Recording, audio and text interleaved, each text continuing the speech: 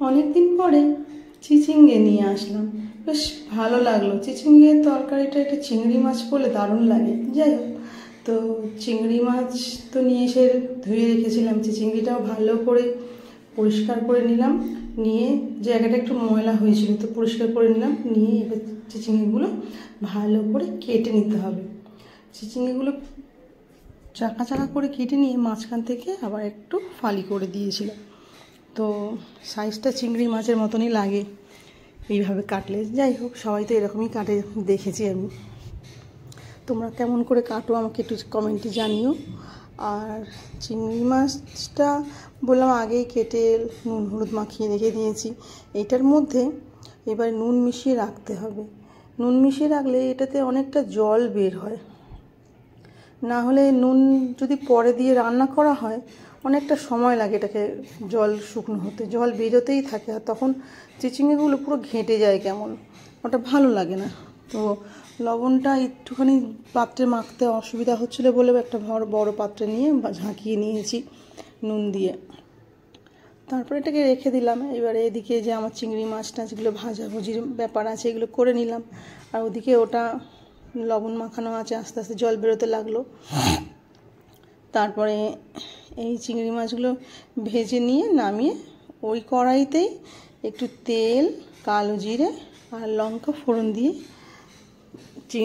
চিচিঙ্গাগুলোকে, এই যে জল বেরোচ্ছে দেখো, তো জলটা বের করে নিয়ে একদম চেপে নিয়ে কড়াইতে দিয়ে দিতে হবে। কোনো মশলা দিইনি। প্রথমে কতটা জল বেরিয়েছে, দুটো মাত্র চিচিঙ্গে। তো এটা একটু ভাজা ভাজা করে নিতে হবে। আর এর মধ্যে আমি একটু আলুও দিয়েছিলাম, তো আলুটা কাটা দেখানো হয়নি। তো আলুটা এটা একটু ভাজা ভাজা করে নিয়ে আলুটা কেটে দিয়ে দিয়েছি। আলুটা দেওয়ার পরে আর ওদিকে একটু এটা একটু ভাজতে দিতে হবে যাতে সেদ্ধ হয়ে যায় প্রায়। তো সেটা ঢাকা চাপা দিয়ে রান্না করে, আর এদিকে সর্ষে আর পোস্ত ভালো করে আমি শিলে বেটে নিয়েছিলাম। তো শিলে পোস্তটা বাটলে বেশি ভালো হয়, সেই জন্য পোস্ত সর্ষে একসঙ্গে শিলে বেটে নিয়েছিলাম। তো এদিকে এটা মোটামুটি ভাজা ভাজা হয়ে গিয়েছে। আর এটা প্রথম দিকে হলুদ দিলে ঠিক মতন হয় না, চিচিঙ্গাটা ভালো মতন সেদ্ধ হয় না। এটা শুনেছি, আমি কোনো দিন ট্রাই করিনি, কিন্তু মায়ের মতনই করি আর কি।